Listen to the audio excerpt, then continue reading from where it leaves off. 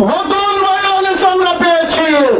আগামী দিনের একটি নির্বাচনের মধ্য দিয়ে মানুষ তার ভোটাধিকার প্রয়োগ করে তার পছন্দের লোককে নির্বাচিত করবে। আমরা সেই প্রতীক্ষায় আছি।